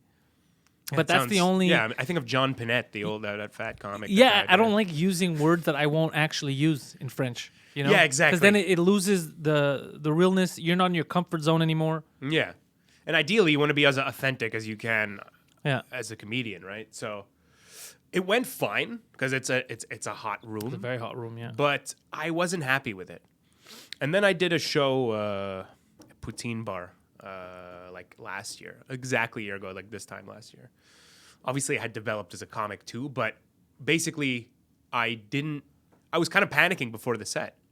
And I'm just going to translate on the fly. And I didn't prepare, kind of purposely, but a bit before the set, I'm like, what if this goes horribly? Yeah, you always get nervous. Yeah. Exactly. So, but was like one of my best sets of the year. Like I threw in a bit of English. I riffed off the fact that like I kind of suck at it, you know what I mean? Yeah. And like I had a girl kind of like help me with translation in the front. And they were very appreciative, like you said. They're just like, you're trying, you're doing it, and most of it we get anyway. We understand. And if you throw in, a couple English words, like We get it. We get it. Yeah. It happened. Shui willing. That's a thing that you know what I mean. Like the English is in the Quebecois French too, so it's like they get it. No, they get it. Well, look at Mike Patterson. Mike Patterson does French, Right. but most of it is in English. Yeah, for sure. Yeah, exactly. Yeah, his French is, with all due respect, Mike, he's a fantastic comedian, but his French is not great. It's You know what I mean? non-existent almost. Yeah, it's insane, but he still makes it he work. crushes. Yeah, yeah. It doesn't just make it work. That's true. Don't Yeah, sell yeah. him short, He's he a crushes. killer. He's Yeah. a killer, man. It's pretty. Yeah, but he just owns up to it. He's just himself. But that's how I why speak French. that's how you have Yeah. to. So same thing with us. Now that I'm learning to accept the fact that there's an accent and nobody gives a fuck about it. Even Yeah. Mike's tour manager, he had seen me. He's like, "This is really your first time in French." I was like, "Yeah," and he's like, "So you fucking crazy? You're gonna make all kinds of money if you do this and like this. You're fine." He goes, "Just translate." He's like, "Nobody gives a shit." And the Yeah. further you get out of Montreal, he goes, the more they appreciate the accent, the more they appreciate you trying. He goes, Right. Yeah. That's good. That's something I think I'll definitely keep in mind. That's great that you're doing it, but I think I just have a little bit more stuff I want to do in English. You know what I mean? I'd like to put together an hour. Like something like you've done already. Because I have the Yeah. hour. Yeah. There you Before go. I said I'm not gonna do French, but Yeah. now that I have that hour and I'm Exactly. doing it in English anyway, There you go. Now I'm comfortable with doing it in French because I'm not in a scramble of what do I write? I already have the hour. I'm just translating it and tweaking. Yeah. So and then once this is done, I think I'm gonna run this till about May, June, just before the next year's like festival, just till then. And then I got to figure my shit out because I'm thinking of taping it and putting it online just for free for everyone the hour. Oh, and that's then great. having work because then it forces you to work on new shit. Right. Because you can't say that stuff anymore. It's out on the webs. Yeah, absolutely. So I'm gonna do that to myself, which is why I'm trying to maximize the amount of times I go to places now and do the better than you hour. Use the hour, sell the hour as much as you can, Yeah. and also the better it'll get. So when I tape, it'll be fucking. Yeah, tight. absolutely. It'll get super tight. So I think that's great. That now that you have that, it's like you can move on in French. But But you still work on the hour. exactly, yeah. I was talking to Sammy too, and I was like kind of like what would you do if you were me kind of thing, and that was kind of like would you do French? Like you think I should do French? Because he knows my French level is not phenomenal. And he's like, just get a headlining set. You know what I mean? Get a headlining set in English that you're comfortable with. And that's it. Before that, don't think about anything else, basically. I'm paraphrasing. He might have told me something. I'm just like, this is what I'm remembering. You might have but dropped a couple of N-bombs in yeah, there. just like Sugar Sammy. How was the Sugar Sammy tour? it was great, man. It was phenomenal. Honestly. He's fun to be around, huh? He's super funny off stage too. Just Yeah. just relaxed, charming guy. Made me feel very, Welcomed. very, very welcome. Yeah. His whole team too. His girlfriend Nastasia, super nice. Yeah. Nancy, his assistant, and John, Yeah, his both of them. tour manager. It's like super cool people to be around. It was very pleasant. I just felt welcomed. I felt like part of the family team. Shows were super fun. Obviously, it's almost like man, if you look at it's like the opposite of Edinburgh, is what I tell you. We're talking about Edinburgh off the beginning. Edinburgh is a boot camp, right? Edinburgh is you're going up to the batting cage and you're getting some guy whipping a ball at your head at 100 miles an hour. And the tour is almost like T-ball compared to that. Yeah. People want you to succeed a lot. When you're in Edinburgh, right, you're also like flyering for your show. So you're begging these people to come in, a lot of them tourists from Europe. And then you're like, please, is it funny? Comedy's subjective, but I don't know. I hope so. It's me. So I assume that I hope what I say is funny. Yeah, and then that is a weird question because you don't know what they like. yeah, it's insane. But is it tell me a joke first? And you're like, no, just come watch. And if you're begging someone to come in, it devalues you so Yeah, much. when they see you on stage. Yeah. Yeah, so you beg them to come in, you run in, it's them and 3 other people, and then you're standing there. I'm not really selling the festival, am I? There's a lot of great shows, don't get me wrong, but when you're doing 100 sets, there's gonna be some crappers, Yeah. So then you get up, and then they're not, even if you're objectively crushing, they're not gonna be into it. It's not for me. You're devalued. Yeah. You're putting yourself, it's so hard, you know what I mean, to win those people over. The tour is the opposite. You know what I mean? People value you so much. Like they come, they're excited. Yeah. they're fans of Sammy. They're there. They're not just like, I'm going to see a comedy show. I've Yeah, heard of this guy. No, they are huge fans. They followed him probably for a decade. Yeah. You know, and they're excited. Babysitters there. They've parked. You know, they've paid their money. They're in a beautiful theater. Everything's set up to the T. The lighting's perfect. The atmosphere is perfect. And then they go, here, before we start, you know, kind of like Here's an appetizer. basically, please give it up for a good friend of Sugar Sammy. So they're like, oh, a friend? Yeah. Like it's. I really like the intro too because that That's a smart values you intro, yeah. a lot. Because they're Yeah. like, oh, it's his friend. Well, we like him. We'll probably like his friend. Yeah. So it was great, man. It was good. A lot of fun. You know, like it was almost. It was like it's almost like again like playing t-ball. It's almost too easy. So when you come back to like a mic and you come back to a show. When I came back to Bootlegger to host that acting show every week, it was like work. This is work. yeah, you like roll your sleeves up. You're like, oh yeah, okay, yeah. It's not always like that, but you're right about the tour thing. Sammy's a different beast because also Sammy, he's fun to be around like off stage. So if you're with him on the show's gonna go well because his fans. Yeah. Because I did the 5 secret shows he had done here. Yeah, that's right. Yeah, He had put me to open those, and yeah. he was fun. Like all his people were fun before, and all the people that showed up were Sammy fans. Yeah. So they're excited to be there. Yeah. So it wasn't hard. It was very easy. It was like softball. It's like you said. Yeah, It exactly. was Yeah, very- he told me you crushed, man. It was fun. It was fun. I had a lot of. Yeah, he liked it. I was glad that he liked it because he hadn't seen me do a full set of stand up like comfortably how I want to do it in like a while because he was away. He was in France. Yeah. Right. So he hadn't seen me. So when he booked me, I think he just booked me because he's like, oh, I hear Pantelis doing well. He's with Mike. So let's, I think he had more confidence in me than anyone who hasn't seen me should have. Right. Mm-hmm. But then he saw the set and I was like, am I going too far? He's like, no. I go, do whatever the fuck you want. I loved it. Like he had a good time. Oh yeah, he's not the he's not the one to tell you. Because I just didn't know, like, Sure. like, what the lines were. But he Sure. was, dude, he's a fucking comic. He's like a he's a real comic. He's a real comic. He's a comic. The only we thing, had a lot of these conversations too. And it was he doesn't. I can't wait till he gets back because I gotta motivate him to fucking start that goddamn podcast. Oh yeah, He's been thinking of starting a podcast. Yeah. And he's a good speaker. People like to listen to him talk. Yeah, he's very charming. Yeah. He's very charming. There's something to that too. It's like that's a skill in and of itself. Exactly. In addition to being funny, in addition to being just a good joke writer, like being likable. Like it's just like so extremely big. likable. Yeah. And also you can get away with more. Yeah. I think that I've been wrestling with this. Like I don't know if you can. I think that's what is natural talent. The intangible is the likability. Yeah, but people might ask you like, well, can you learn funny or are you born funny? And I think there's no straight answer. There's Nurture thing, right? Yeah, I know what you're saying though, because you can learn to write comedy. You can write beats. You might, there's some people that are socially they're a little off. Yeah. So even sometimes they try to tell you a joke and you're like, I don't know if. I get like in your head you're like, fuck, that would have been a funny joke if I said it or if someone else said it. Yeah. You know, but that person doesn't have it. But they do develop joke writing skills. I don't think you could develop being likable. That's exactly what I'm trying to say. Yeah. I think you can develop funny in a sense of writing. Exactly. You can learn exactly the rules of comedy and like pulling the rug or under people, misdirection and whatnot. But yeah, that charmingness, that likability, I think that's you can't learn that. Like what some Sugar people Sammy could has, fake you it. can't learn. Sociopaths can fake it. Yeah, I've I been guess, fooled. to a I've been certain- fooled where I'll see the first time, and it's a comic that first showed me that I don't want to talk to. That I first saw, and I was like, oh, this guy seems really cool because on stage, it was like this really cool, fun guy. Like, oh, he's like one of us. And then backstage, you realize that that's just a mask. And I'm like, oh, he's a fucking sociopath because he was like a real piece of garbage after. So I was like, oh shit, it's just he can just put on a mask and go on. Which is a skill in itself, but that's a scary fucking thing to do. Because most of the comics I know, like the real comics, a lot of people are like, oh, how does he do that? I'm like, it's the same fucking guy. Yeah. Like me, people meet me in real life, like, you sound like on stage or on the podcast. Like, yeah, it's me all the time.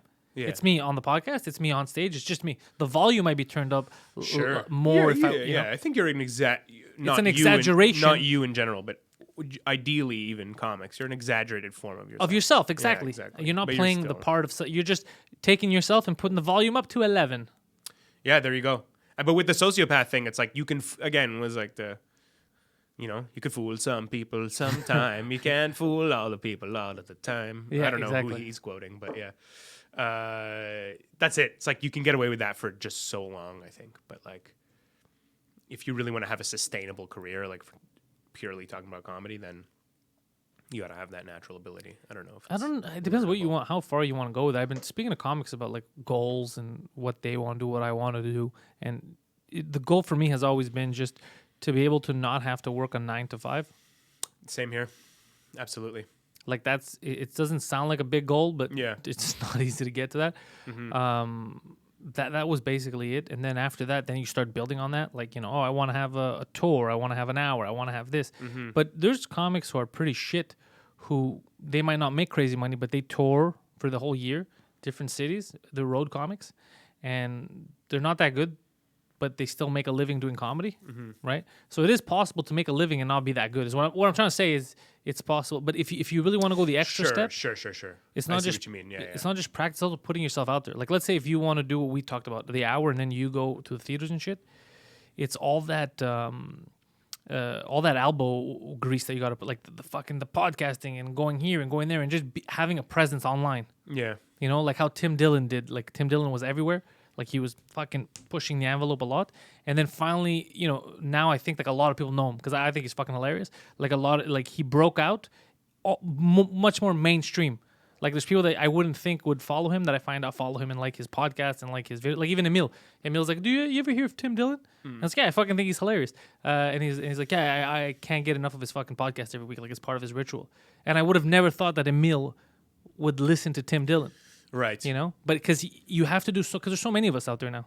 Yeah. So no matter, I could be the best comic in the planet, you could be the best comic in the planet, and we could never be fucking seen if we don't get the right opportunity, if we don't get the right exposure. Yeah, that's right. That's something I'm just starting to learn, and especially like being with Sugar Sammy, who's like, he's a master at that. He knows. Absolutely. Yeah, exactly. And it's like building a following. That's the thing. Yeah. I realize. And he did this all. He built his following before social media. He did it by hand. He did it with the flyers. He did it, and now the game has changed. So for me and you, I learned this a couple of years ago too. That doesn't exist anymore because if we want to, it can't just be local. Yeah. Right. So the only way is with social media, with podcasting, get people to know you, understand who you are, and then when you go to another city, they're willing to come out. Yeah. This is all advertising. Yeah. Everything you do online, advertising for people to come to your shows. That's what it's supposed to be. Yeah, absolutely. No, I definitely I've thought about like needing to put out more content or content in general. You should, because you're fucking hilarious. And when you used to be in videos, when you used to put up stuff, I used to laugh. I used to send you messages about that shit. Like you're a funny motherfucker. So there's no reason why you wouldn't put videos. You're way funnier in videos than I am. Like those little skits that you do, they're hilarious. I'm gonna try to definitely produce more of that.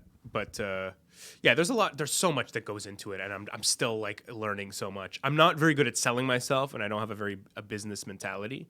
And in the past, I was like, well, that's just how I am. And now, especially after being with Sugar Sammy, it's like, nah. Do you want to be in this industry or not? Like you gotta. That's what I'm talking to myself. Yeah, no, I do the same thing. You want to do it? You can't just be like, well, I like it, but I'm going to just like, nah. So just go work at a call center and do it as a hobby. You know what I mean? So I'm trying to light a fire under my own ass, to metaphorically and literally to just do that more and then, burn my butt hairs. But you're going to be fine. Yeah, no, we'll see. Who knows? I don't know that for sure. No, but what I wanted to get to is like, also, just be realistic. Like, I want to know that I have like an hour in my pocket of stuff I really believe in, and just I'm ready to put out. Whether it's like put out an album or whether it's just tour with it. And I'm just not there for myself. I'm not like I feel like I still have. I'm just trying to get good. That's why I go to Edinburgh. I'm just trying to reach a level where I feel like. I have something that's worth following. You know what I mean? And there's elements that I like, and like I'll get people who message me on Instagram or whatever now that I just got it and be like, oh yeah, where can I follow you or what? Yeah. But I don't, and it's such a small number, and I don't feel like I have. I'm not proud of an hour of what I have. Like I might have an hour. I might be able to do an hour if you ask me to do it tomorrow, but it's like. Is it something is every minute of that hour something that I truly believe in, think is an original thought and is unique to me? Not yet. You say that. I'm there now. I'm always there. Like I never feel like I'm good enough. Here's what's crazy is no amount of compliments, no amount of anything ever makes me feel like I'm good enough in comedy. I'm talking about. Yeah. I never feel like I'm good enough because the people that I look up to, and even Mike, like like Mike, not just as a comic, as a friend. Like I look up to him just the way he is with people. Like he's such a good dude. But I don't feel like because people are like, oh, you do so much. Like it's you have a good business mind. You do the podcast, you're writing, you do all this. But then I look at Mike, and Mike's running like a media empire, and he's a touring comic all year. Like he's doing crazy work. So I'm like, no, it's clear I'm not doing a lot. Look at Mike. Like he's way busier than I am and doing way more at the same. Do you know what I mean? Yeah. Like so, I never feel like I reach like a level where I'm proud of. Even with my jokes, when people are like, oh, I really like this, I'm like, but I want to tweak this. I'm never satisfied, which might just be a mental problem. In the end, we might find out we're just like, there's something wrong with us. That's why we're like this. But I think that's part of the game too. I think part of the game is never being satisfied with it and keep moving, not psychotically to the point where we're depressed, but just that we want to keep building it, making it better. I think that's what keeps us in the game, and other people fall out of the game. That's, I think, because some people, I've seen them where I know, and I'm assuming that everybody around them knows that it's garbage, but they act like they're Eddie Murphy. And then I see people who are amazing, and they don't have that confidence. Like I'll see people, I'm like, fuck, man, that was a great set. And they're like, fuck, I didn't feel it, And then I'll look at it's crazy. Yeah. Yeah. Yeah, I think that is necessary to strive forward and get better. You know what I mean? As long as it doesn't come to like paralyzing, which it has to me in the past at times, where you're almost so down in yourself that like you can't write, because then you think of a new idea and you're like, nah, it's probably stupid. Yeah, that's happened to me too. And then it'll take I'll bring it up to someone, they'll take it. But like you gotta shake it off a little, yeah. You learn from, like you said, you learn from just being around Sammy. Yeah. Man, the stuff that I'm in a good position because I'm very lucky. The shit I learned from Mike, just by him, who he is, just how stuff affects him or doesn't, and I learned so much. Yeah. It's a school that I'm getting for free.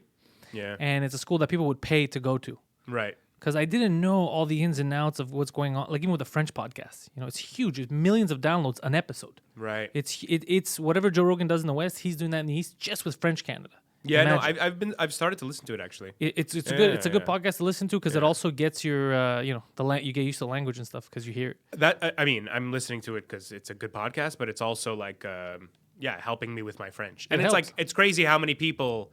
Like you're on it, Ab and Preach were on it. I'm like, oh, those are my buddies. You know what I mean? Sammy was on it. Sammy was on it. A lot of like French comics I've worked with, like Jacob. And, you dudes, see them. like, and you're like, oh, shit. fuck. Yeah. It's like, yeah, it's cool. It's pretty cool. Like, But I learned, like, dude, the stuff I learned from this fucking guy, like, he's a whole media machine. Yeah. It took years, obviously, to build there. But Right. you see that, like, the amount of thought that he puts into moves and all that stuff. Like, he's a smart fucking guy. And then I look at Sammy, he does the same fucking thing. Yeah. Very smart and meticulous. And then the guys that I see that don't Yeah. succeed is the guys that don't put in that work. So then I always get scared. I'm like, I can't be that guy. That's how I feel now. I'm like, what am I? I'm slack. I know I'm lazy too is my problem. I know that. Well, you're a comic. Yeah. It's like, it's a constant fight every day. I'm like, what the fuck are you doing? That's why I can't smoke weed anymore, man. I quit Would it smoking make weed you about a more year lazy? ago. I mean, probably, but it's not even the laziness. It's the fact that whenever I would get high, I would immediately just get in this because it makes you over analytical. It makes me over analytical, let's say. And I would just be like, why? What are you doing right now? Why are you standing? Why don't you go right? Do this, do that. And it became paralyzing though. But and then I was like, I just can't smoke anymore. Because I just go like, but it's all about comedy. It's all about like, do this, you should do that, you should do this, you should do that. And I'm like, okay, relax. It made you paranoid. Wow, it did what it's supposed to. Yeah. And what do you think's changed now with you? Like in terms of the motivation? in a year? Or like having to do with quitting or like nothing? No, just having to do with motivation. Because you said that would make you scared, but it was paralyzed. So it wasn't really having the effect you wanted. Yeah, exactly. But right now, though, you're on your grind. And it used to be in a positive way because it'd be like, oh, what are you doing right? And I would go right. And then all of a sudden it became too much where I was like, oh, but that's fucking my struggle. Are you scared of failing? Cause I've met comics who tell me that they're scared to do something because they're scared of not accomplishing. So let's say I'm scared to write because what if the joke is shit type of thing. I'm scared to write what if the script is shit. Absolutely. Everybody gets that, but that's stupid. I know. You got to get out of your head. I know that it's dumb objectively, but I still have it. I've told myself, like, who cares if you write a shitty joke that that remains on paper forever? Like, what does it matter? But like it's almost like I cringe internally that I even thought that up. You know what I mean? Yeah, no, it's like a constant hurdle. I'm getting slightly better at it, but Yeah. it like I gotta light a fire. It's hard I sometimes, really man. do. It's hard. Yeah. I don't know. It's It comes in waves. That's how it is for me. You Me know too. what I mean? Especially with writing new material and with like there'll be like it's usually like once I have a new bit, I have 4 new bits. yes, exactly. Then I don't like When it rains, it pours. exactly. But that's why those bits work. By the way, that's why your comedy is better objectively. I don't even say objectively to most of the people in the city, because it's not a forced. All right, I wanna just joke about. I wanna riff about this. I'm just gonna force something. It's oh fuck, this is perfect. You get it? So it's smaller because you wait for the perfect time, and when it comes in waves, it's good waves, but it doesn't happen as often. So the bits might not, the turnaround rate might not be as big, but the bits are going to be good, right? So it's much better. It's quality over quantity. So I think, in my experience, it's much better to have a tougher time writing, and you know your turnaround rate is a bit slower, but all your stuff is fucking amazing. So once it comes together, you have a great block of comedy, as opposed to I can leave you on stage for 2 hours for mediocre. Yeah, I It doesn't- definitely don't want. Because I know guys that absolutely. they feel like they have an hour, which I know they don't, but they'll say I could do an hour, Sure. and I'll see them do 10 minutes of stretching 10 minutes, Yeah. and it's not that much fun. It's just complacent talking, it's just complaining about stuff, right? Whereas there's other people who they're like, look, I don't have an hour, I only have a half hour, but I know that half hour is filled with fucking fun, killer lines. Yeah. If I was booking, I'd rather get the guy for a half hour, fill in some other people, make a good show, instead of some guy up there just fucking riffing for 2 hours. Yeah, absolutely, for sure. Why would you do that? And like people tell bookers sometimes they have more time than they Yeah. do, and I think bookers appreciate that if they ask you how much time you have and you say I have 30, Yeah. instead of going I have 2 hours. Because When then they're like, when all they're right, like really. I'll book an opener, and you just Exactly. do an hour, and then you get fucked. Yeah, absolutely. Or like, on a smaller scale when you're starting out, like people would ask me how much time. I'm like, I don't know, 12. Yeah. When sure, I had already done 30-minute sets at that point. But like 12 of shit that's like hit 90%, 95% of the time, like among most demographics. Yeah. That's what I'm comfortable That's with. what I want. You have to look at levels too. Like look at guys like Mike, Derek, Sugar Sammy, Joey. It's like there's levels of killing. Yeah. Just because you killed at an open mic or in front of your doesn't friends mean- or yeah. even once on a weekend, there's levels. Like Yeah. smashing consistently on a high level. level where it's like, yeah, it's you got to look at that. I think you got to be honest. What are you gaining from being dishonest with yourself? There you go. And then you get that bad. There's a comic in the city. I'll tell you who you already know who it is, but who I've seen, there's reviews online because I guess he had lied about the time he could do, and there's reviews of him online of this guy's shit. Don't book him. Oh yeah, And I was like, why do you think that if you'd go to another city, they wouldn't know? right. Like, you're like, I could do it, and the guy had like maybe 5 or 6 minutes. Right. So imagine stretching that out to an hour. An hour. Jeez. So it must have been the most awkward event ever because people who booked him are like, yo, what the fuck is this shit? Like, imagine after 15 minutes, you're like, oh, this guy doesn't know what the fuck he's doing. yeah, And then it's the internet age.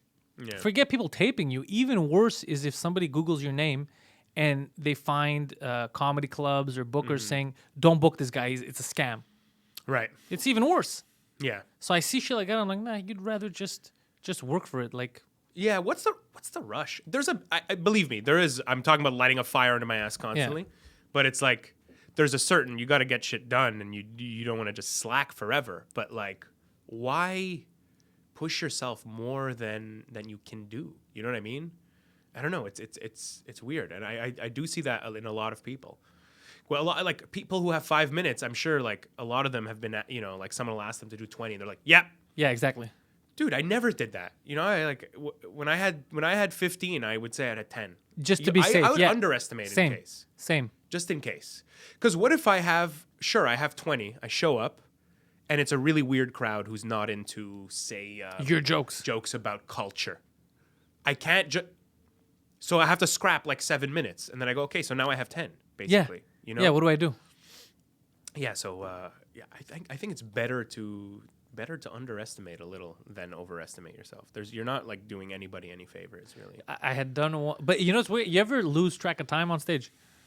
Sure. Sure. I had done a show with Frank a couple of years ago. I remember he got so mad at me. He was yelling at me after in the back, and I was like, I don't know how that. So I did. He had asked me to do a certain set that I was doing for him a lot. Like I had done this like 15 minutes for him, like 3-4 times in the last like couple of months at different venues, and it was a thing in Laval. It's a nice little room. They were raising money for something, and he said, do that 15. Like I really like that.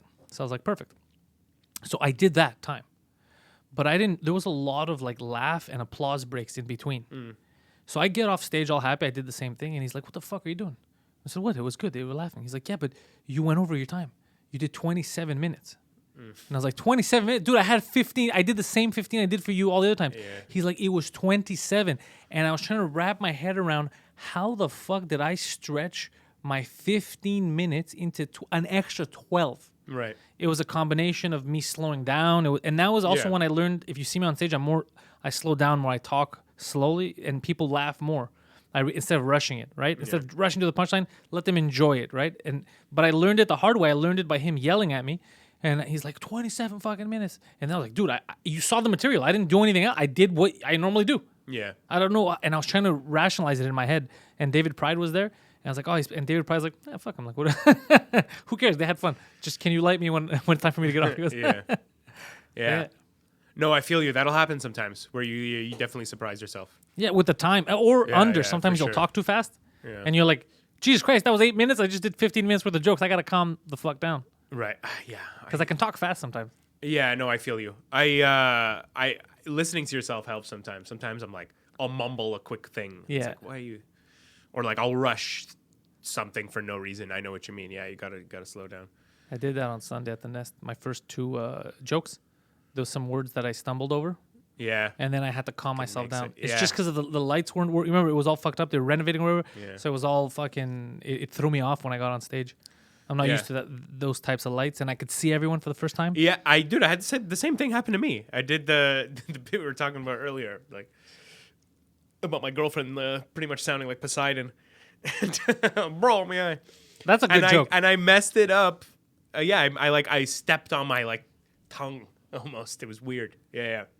Because I was rushing too. Yeah, absolutely. It's like so many levels to comedy. It's so wild. many fucking levels. It's go on forever, man. It's insane. In reality, there's only 2 levels. There's me and everybody else. All right, that's how it fucking works, bro. Yeah. It was. I remember in this studio when I first started podcasting, no cameras. I think 3 microphones because we couldn't afford a 4th one, and no lighting, nothing. And thinking, I was like, "Fuck, where's this gonna go?" Like I remember when I had first moved in here, and I had put all my money in like just this. Before it was really this, it had like less equipment, and I was like, "Did I just fuck myself over?" I remember thinking that. Did I fuck myself over? Did I just waste all my money and it's going nowhere? Right. And then it's weird how you put in some work, and then little doors start opening up. Little fucking doors, you know? Because you were consistent with it, right? You were consistent. I was consistent. Yeah. I thought of giving up. A lot of a lot of people don't know that I was, despite what you might hear in the comedy community here, with like, oh, Pantelis is good. There was a time where I thought of quitting everything, podcasting and stand-up. And I could tell you when it was. It was about October, November of like, 2017 or 16. It was right, like I met Mike February, so a few months before, in October, November, I was thinking of just quitting everything. I was like, I don't know what I could do with this. Like, I'm doing well in terms of city. Like, people are like, oh, you're good. But like, where does it go? Yeah. Like, I have no writing opportunities here. I have nothing, you know? And I just continued. I was that close to quitting. And I just continued for those few months. It was kind of like going in the motions. And I met Mike, and then 2 Drink Minimum, and my career just blew up, you know? So all the work that I was putting in led to that point. But had I given up in that like few month stretch, I would have never known that this all would have been possible, and I would have been doing something completely different. I wouldn't have been in comedy anymore, and I would have lost all the work I put in to get there. All the work that I put in all those years, I would have lost it all. That's why I tell people, you don't know how close you are sometimes. Like, if you had told me then how close I was, I would have fucking worked double hard to get there, right? Of course, yeah. But I was like, fuck, I've been doing this for all these years. What the fuck? What's it for? Like, where is it going? Yeah. I feel like that all the time. I think about quitting. It's like, again, it's those waves. Yeah, it's those waves. There's sometimes where I feel so good about comedy and I'm so happy, and others where I'm like, I'm saying it for you and for people listening, or for, like, it doesn't even have to be in stand-up. Just if you're good at something, you know, like, objectively, you know you're good. Like, forget the whole like, I love music. I love singing. I'm a terrible singer. There's no amount of practice going to make me a good singer. I just don't have it in me, but I love music. Yeah. So I'm never going to pursue a career in music because I know that I don't have the skills to get there to beat anyone. But I love it. I accept that, right? So put your delusions aside. Now, but if there's something you are good at, like let's say stand-up, which I know that I'm good at stand-up, if you put in the work, and again, you have to sell yourself, you have to do all the work around it as well, the marketing of yourself. It's not just doing good on stage. You got to be online, you got to do all that. Then there is a break. There's a light in the tunnel. It just takes some time.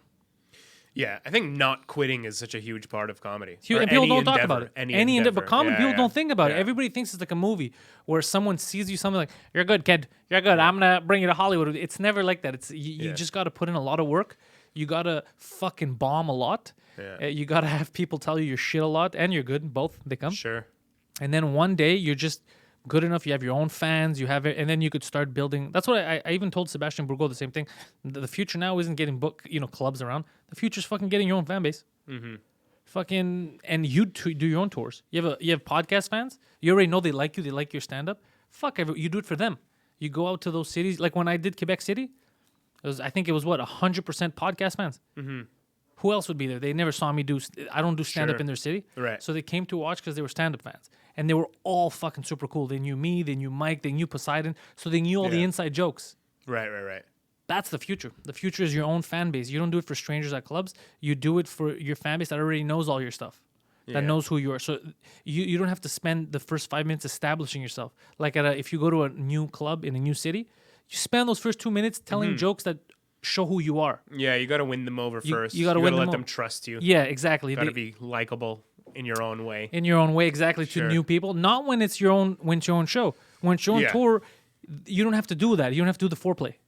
Yeah, you've already won them over in a sense. So you can go in hard. Yeah, exactly. Yeah. You can fuck the shit out of them from the get-go. No condom, Dry nothing. as fuck. Let them bleed everywhere. Yeah, it's... No, absolutely. And even if you're like going through a club route, like what's the next level of clubs is having your own fan base. You know what I mean? Because there's doing your own rooms. There's also a pay limit, right, to clubs. Yeah, absolutely. And not because clubs are evil or whatever, but there's also they want to make money too. They're not if the club sells out every weekend, no matter who they put on stage, they're not going to pay you extra consistently. They're like, why? I'd make more money just putting X person on. Yeah, but it's drink sales and it's business in and of its own, of course. Yeah. And then also another thing is like if you have your own audience, what I've observed is like you can really be yourself even more and more creative because like these people do trust you. Yeah. Because like I had this thought actually, we did a gig together, we did Peronis together one night, and it was kind of a rough show. I don't remember. I feel like you had a pretty strong set. I think I went at the end. And I was telling you beforehand, I don't think you saw my set, but I was telling you beforehand, like, I don't know what I'm doing. Like, I'm sick of these bits. And, like, let me try this new thing. I had this bit about gender-neutral orbs taking over the world. Or not gender, genderless orb. Like, we're eventually going to leave our bodies and become these just balls of energy. Yeah. And it was a bit I've been working on. Like, the first time I told it did super well, but then it gets weird and whatever. And I do the bit, and it bombs. Badly.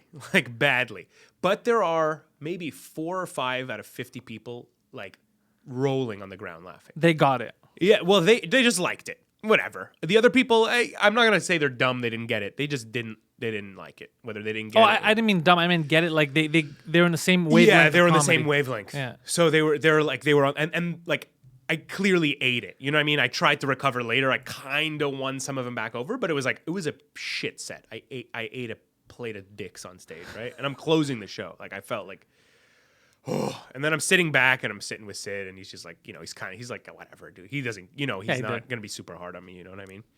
He's being nice about it and we're just having a drink. And then like those 4 people come up to me and they were like, I just need to tell you that you were our favorite. I think they felt like doing it too. Cause like I clearly bombed. Like, but you didn't bomb the whole set. It was just that joke.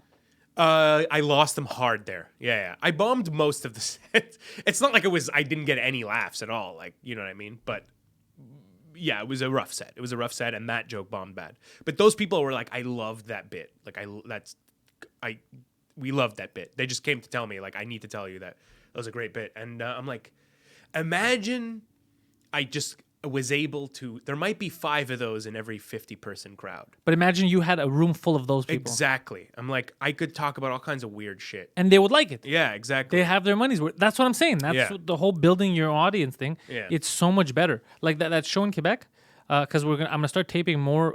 I think we have it taped, but I'm just gonna release clips if it is. But different cities for that reason. You could experiment. You could go to places you don't normally go to. Exactly. Yeah. So that made me change my mind a lot recently, and like in trying to Build an audience. Yeah. Have I done a whole lot of steps now? Not really. I mean, I made an Instagram. That's one step. That's I one didn't step. have Instagram until like a couple months ago. And if it's true because we're still live on YouTube. If you're on YouTube now, it's in the description. Wherever you listen to this, if you're listening to it in your car on podcast form in Apple Podcasts, Google, whatever. In the description, you're going to find Wassim El-Mounzer's handles, which are at Wassim El-Mounzer on Twitter and Wassim Le-Mounzer on Instagram. Why? Because El-Mounzer was taken. That's right. On Instagram. Bastard. Well, me Pantelis alone Probably is a taken. goddamn terrorist. I'll tell you that. Yeah, go take it from him. I don't know what the rules are. Like on Twitter, I want to have just Pantelis, but it's taken from some guy who doesn't use the account. Yeah. So now it's like, I was thinking of changing it to Pantelis Comedy, but I was like, that's kind of long. I'll just leave it to what it is. But I don't know. I don't know if it's worth changing now. People already know what it is. Right. Yeah. Don't know. fix what ain't broke, I guess. I guess, You know what I yeah. mean? Yeah, just made Instagram if you want to be my 107th follower or whatever. I don't even know. They fucking better should. 208th. What about a website? You got yourself a website. I do not have That's a the next website. step. The next step is website, because you know what's easy about the website? What I tell people, like, can I find you online? Where do you? I always say the same thing. Go to panteliscomedy.com. You go there, you have everything. And you put every date you have, you update it constantly kind of I don't update the dates constantly. That's my only weak part.